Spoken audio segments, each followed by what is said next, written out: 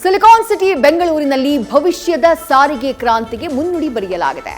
News first Kannada ವಾಹಿನಿ ಆಯೋಜಿಸಿರುವಂತಹ ಕರ್ನಾಟಕದ ಅತಿದೊಡ್ಡ ಎಲೆಕ್ಟ್ರಿಕ್ ವಾಹನಗಳ ಪ್ರದರ್ಶನ ಮೇಳ ಇವಿ ರೆಡಿ ಎಕ್ಸ್ಪೋಗೆ ಅದ್ದೂರಿ ಚಾಲನೆ ಸಿಕ್ಕಿದೆ. ಅರಮನೆ ಮೈದಾನದ ತ್ರಿಪುರ ವಾಸಿನಿಯಲ್ಲಿ ಒಂದೇ ಸೂರಿನಡಿ ಎಲೆಕ್ಟ್ರಿಕ್ ವಾಹನಗಳ ಲೋಕ ಅನಾವರಣಗೊಂಡಿದೆ. ಇದು ಇವಿ ರೆಡಿ ಕರ್ನಾಟಕದ ಅತಿದೊಡ್ಡ ಇವಿ ಎಕ್ಸ್ಪೋ.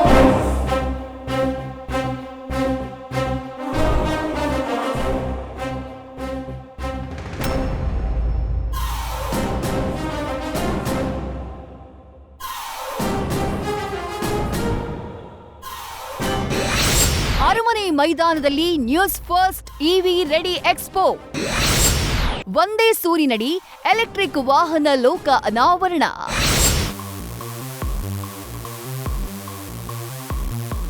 ಎಲೆಕ್ಟ್ರಿಕ್ ವಾಹನಗಳು ಪರಿಸರ ಸ್ನೇಹಿ, ಕಡಿಮೆ ನಿರ್ವಹಣಾ ವೆಚ್ಚ ಮತ್ತು ಶೂನ್ಯ ಹೊರಸೂಸುವಿಕೆಯಿಂದಾಗಿ ಜಾಗತಿಕ ಮನ್ನಣೆಯನ್ನ ಗಳಿಸಿವೆ.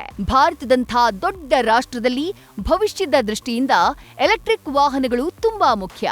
ವಾಯುಮಾಲಿನ್ಯ ತಡೆಯೋಕೆ ಮತ್ತು ಪಳೆಯುಳಿಕೆ ಇಂಧನಗಳ ಮೇಲಿನ ಅವಲಂಬನೆ ಕಡಿಮೆ ಮಾಡುವಲ್ಲಿ ಇವು ಭವಿಷ್ಯದ ಸುಸ್ಥಿರ ಸಾರಿಗೆಗೆ ಅಡಿಪಾಯವಾಗಿವೆ. ಪ್ರಸ್ತುತ ಇಂಧನ ಚಾಲಿತ ವಾಹನಗಳಿಗೆ ಗುಡ್ ಬೈ ಹೇಳಿ ಪರಿಸರ ಸ್ನೇಹಿ ಎಲೆಕ್ಟ್ರಿಕ್ ವಾಹನಗಳತ್ತ ಮುಖ ಮಾಡ್ತಿರೋ ಕನ್ನಡಿಗರಿಗಾಗಿ ಕರ್ನಾಟಕದ ಅತ್ಯಂತ ಜನಪ್ರಿಯ ಸುದ್ದಿವಾಹಿನಿ ನ್ಯೂಸ್ ಫಸ್ಟ್ ಸುವರ್ಣಾವಕಾಶವನ್ನ ಕಲ್ಪಿಸಿದ್ದು ಇವಿ ರೆಡಿ ಎಕ್ಸ್ಪೋ ಆಯೋಜನೆ ಮಾಡಿದೆ.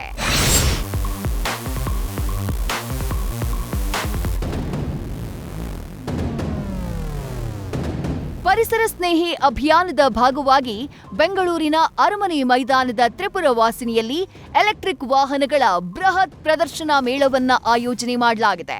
3 ದಿನಗಳ ಇವಿ ರೆಡಿ ಎಕ್ಸ್ಪೋಗೆ ಇವತ್ತು ಅದ್ದೂರಿ ಚಾಲನೆ ಸಿಕ್ತು. ಕೇಂದ್ರ ಬೃಹತ್ ಕೈಗಾರಿಕಾ ಮತ್ತು ಉಕ್ಕು ಖಾತೆ ಸಚಿವ ಶ್ರೀ ಎಚ್.ಡಿ. ಕುಮಾರಸ್ವಾಮಿ ಹಾಗೆ ಗಣ್ಯರು ದೀಪ ಬೆಳಗಿಸುವ ಮೂಲಕ ಇವಿ ರೆಡಿ ಎಕ್ಸ್ಪೋಗೆ ಚಾಲನೆಯನ್ನ ಕೊಟ್ಟರು. ಕೇಂದ್ರದ ಭಾರೀ ಕೈಗಾರಿಕಾ ಇಲಾಖೆಯ ಹೆಚ್ಚುವರಿ ಕಾರ್ಯದರ್ಶಿ doctor Hanif Qureshi, News First ಸಂಸ್ಥೆಯ ಎಂಡಿ ಹಾಗೆ CEO S Ravikumar, News First editor in chief S H. Maruti ಸೇರಿದಂತೆ ಹಲವು ಗಣ್ಯರು ಕಾರ್ಯಕ್ರಮದಲ್ಲಿ ಉಪಸ್ಥಿತರಿದ್ದರು.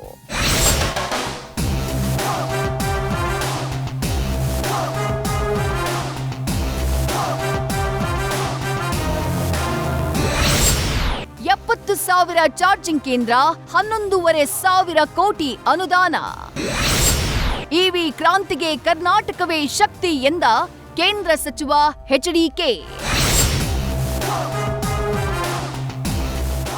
ಎಕ್ಸ್ಪೋ ಉದ್ಘಾಟಿಸಿ ಮಾತನಾಡಿದ ಕೇಂದ್ರ ಸಚಿವ ಎಚ್.ಡಿ.ಕೆ, ಕರ್ನಾಟಕ ಎಲೆಕ್ಟ್ರಿಕ್ ಮೊಬಿಲಿಟಿ ಕ್ಷೇತ್ರದಲ್ಲಿ ಜಾಗತಿಕ ನಾಯಕತ್ವ ವಹಿಸೋಕೆ ಶಕ್ತವಾಗಿದೆ.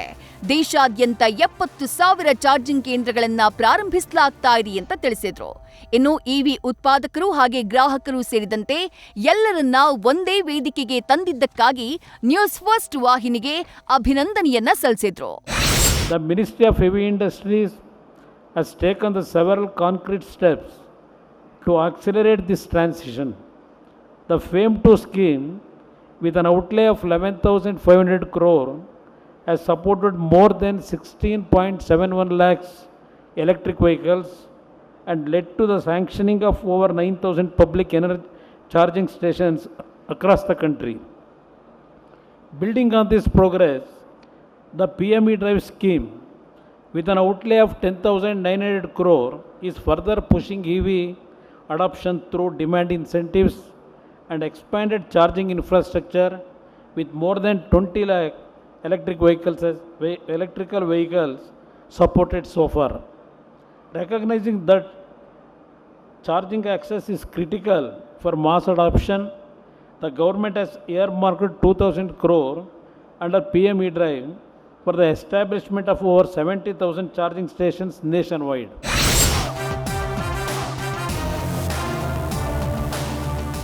3 ದಿನಗಳ ಈ ಇವಿ ರೆಡಿ ಎಕ್ಸ್ಪೋದಲ್ಲಿ ಗ್ರಾಹಕರಿಗೆ ಒಂದೇ ಸೂರಿನಡಿ ವಿವಿಧ ಬ್ರ್ಯಾಂಡ್ಗಳ ಎಲೆಕ್ಟ್ರಿಕ್ ವಾಹನಗಳ ವೀಕ್ಷಣೆ ಹಾಗೆ ಖರೀದಿ ಲಭ್ಯ ಇದೆ.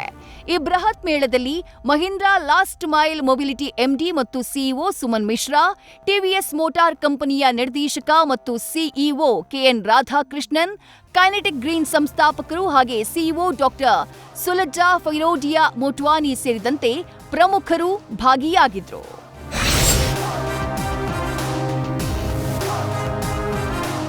ಕರ್ನಾಟಕದ ಅತ್ಯಂತ ಜನಪ್ರಿಯ ವಾಹಿನಿ ನ್ಯೂಸ್ ಫಸ್ಟ್ ಈ ಎಲೆಕ್ಟ್ರಿಕ್ ವಾಹನಗಳ ಎಕ್ಸ್ಪೋ ಆಯೋಜಿಸಿದ್ದು ಭವಿಷ್ಯದ ಬೆಂಗಳೂರಿಗಾಗಿ ಈ ಎಕ್ಸ್ಪೋ ಆಯೋಜಿಸಿರುವುದಾಗಿ ನ್ಯೂಸ್ ಫಸ್ಟ್ ಸಂಸ್ಥೆಯ ಎಂಡಿ ಹಾಗೆ ಸಿಇಒ ಎಸ್ ರವಿಕುಮಾರ್ ತಿಳಿಸಿದ್ದಾರೆ.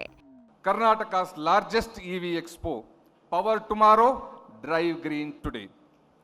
At News First, our job is to tell stories that matter.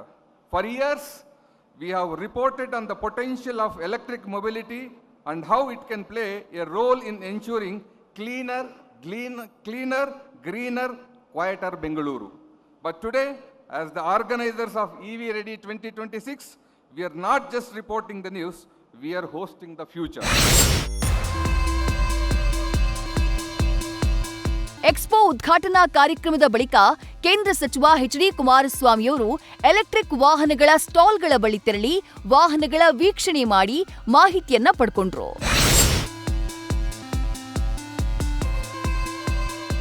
ಇನ್ನು ಇವಿ ರೆಡಿ ಎಕ್ಸ್ಪೋಗೆ ಮೊದಲ ದಿನವೇ ಜನರಿಂದ ಉತ್ತಮ ಸ್ಪಂದನೆ ಸಿಕ್ತು. ಎಕ್ಸ್ಪೋಗೆ ಆಗಮಿಸಿದ್ದ ಗ್ರಾಹಕರು ಎಲೆಕ್ಟ್ರಿಕ್ ವಾಹನಗಳ ಸ್ಟಾಲ್ಗಳಿಗೆ ಭೇಟಿ ನೀಡಿ ವಾಹನಗಳನ್ನ ವೀಕ್ಷಣೆ ಮಾಡಿದ್ರು. ಹಾಗೂ ಇವಿ ಬಗ್ಗೆ ತಮಗಿರುವಂತಹ ಗೊಂದಲಗಳಿಗೆ ಸಂಬಂಧಪಟ್ಟ ಹಾಗೆ ತಜ್ಞರ ಜೊತೆ ಚರ್ಚೆ ಮಾಡಿ ಪರಿಹಾರವನ್ನ ಕಂಡುಕೊಂಡ್ರು.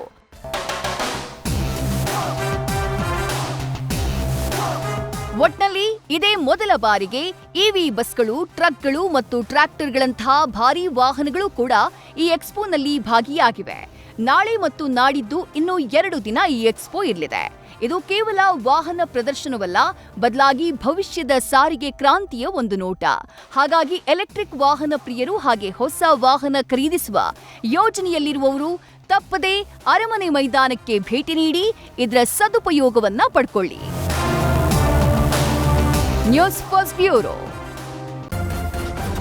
ನ್ಯೂಸ್ ಫಸ್ಟ್ ನಿರ್ಭೀತಿಯಿಂದ ನಿಮ್ಮ ಪರವಾಗಿ.